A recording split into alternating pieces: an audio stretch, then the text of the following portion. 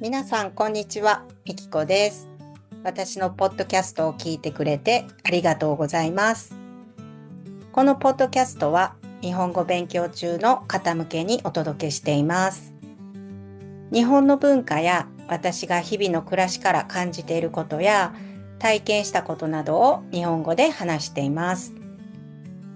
スクリプトはホームページに無料で公開していますので、よかったらそちらも見てくださいね。はい、ということで今日はタイトル通り日本に帰ることが決まりました。4月の末に帰ります。まだチケットは取ってないんですけどね。全然日本に帰る実感はないです。全然準備もしていないし。日本に帰る理由は子どもたちが日本の学校に通うからです。以前国際結婚の話をしましたが、本当一番難しいのはどこで暮らすかだなぁと改めて思いました。なんかいろいろ思うことがあるので、今日はインドネシア生活6年を振り返りながら話したいと思います。インドネシアに移住したのは2019年の4月でした。私は夫と2008年に結婚して2018年まで日本で生活していました。日本で出会って日本で結婚して日本で子供を産んで、最初は老後はインドネシアに移住してのんびり過ごせたらいいねなんて話してたんです。でも老後っていつその老後は訪れるのって話になって、若いうちにインドネシアに移住して何かチャレンジしようってインドネシアに移住したんです。夫は慣れない日本で長年サラリーマンとして頑張って働いてくれていたので、最初の2年ぐらいは田舎でのんびり暮らしていました。でもね、やっぱり暇なんですよ。老後に移住しなくてよかったって思ってます。働けるということ、それから人の役に立てるということは本当にありがたいことだなと改めて思いました。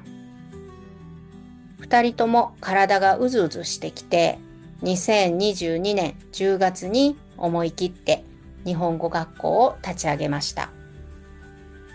最初は学生4人からのスタートでした。先生も私一人、机も椅子もホワイトボードも全部手作り。懐かしい。最初の4人の学生はもうみんな日本で働いています。4人とも北海道で介護の仕事をしています。日本に帰ったら絶対に会いに行こうって思っています。今はそれが楽しみです。日本語学校として借りている物件は2つ部屋があったので、もう1つクラスを作って夫もクラスを担当しました。でもね、2人とも先生しちゃうと入会の見学に来た人の案内ができなくて困るんですよね。ですので3期生からは新しい先生を雇うことにしたんです。インドネシア人の先生なんですが、日本語を教えた経験があったので即戦力になって助かりました。そこからしばらくは夫と私とインドネシア人の先生一人で働いていました。学生たちは口コミやインスタグラムからどんどん増えていきました。そして2024年からは教室を新たに借りて3クラスに増やして、先生ももう一人増やしました。4月からは12期生が始まります。日本に行った学生はもう10名を超えています。このポッドキャストを始めるまでは、学校の運営やインドネシア人の先生の教育などでずっと忙しかったんですが、少し落ち着いたのをきっかけにこのポッドキャストを始めました。それから4コマ漫画を作ったり、読み物を作ったり、日本語の勉強のためのコンテンツ作りもしています。皆さん本は読みますか？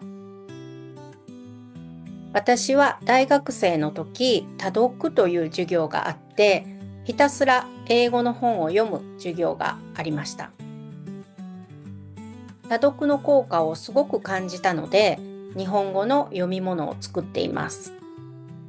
多読って漢字の通り、たくさん読み物を読むことです。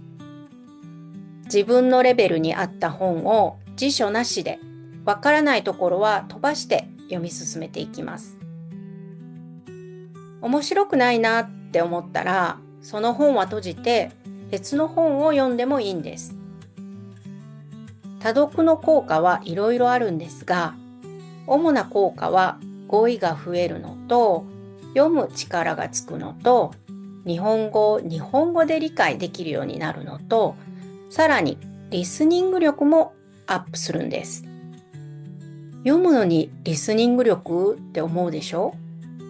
日本語を日本語で理解するので、意味理解が早くなることでリスニング力もアップするそうです。ポッドキャストを聞いてくれている人はリスニング力を上げたい人ですよね。絶対多読がおすすめです。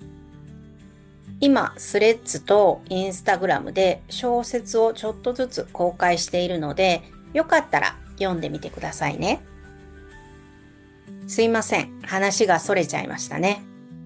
私の日本語学校の話に戻します。今、学校では履歴書の作成の手伝いと、面接練習と、作文の添削と、N3 のクラスを受け持っています。あとは時間がある時に各クラスを回って、インドネシア人の先生のお手伝いをしています。日本に帰っても今担当しているところは全部オンラインでする予定です。オンラインでできる仕事でよかったって思います。まあ、今は私がいなくても十分学校運営はできるので、私は陰ながら応援していこうと思っています。じゃあ問題は何かというと、家族が離れ離れで暮らすことになっちゃうことです。夫は学校の仕事があるので、インドネシアに残ります。しばらく遠距離家族になります。まあ、ありがたいことにインドネシアと日本は近いので、数ヶ月ごとにお互いが行き来することになると思いますが、国際結婚ってどうしても離れないといけない時期ってあるんですよね。一番最初に離れたのは日本で滞在するための夫のビザ待ちでした。3ヶ月インドネシアと日本でお互い離れて暮らしました。そしてインドネシアに移住した時は観光ビザから長期滞在ビザに切り替えるために私は一人でシンガポールに行きました。書類もいちいち大変です。でも夫のおかげで私の人生大冒険させてもらって感謝しています。夫も同じ気持ちかな？知らんけど。夫は夫で日本で大冒険できただろうし、私は私でインドネシアで大冒険ができました。海外に住んだり働いたりする経験ってなかなかできないですからね。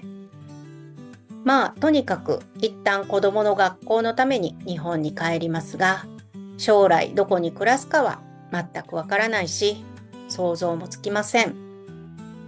だって夫と結婚した時もずっと日本に住むと思っていたのに、今インドネシアですからね。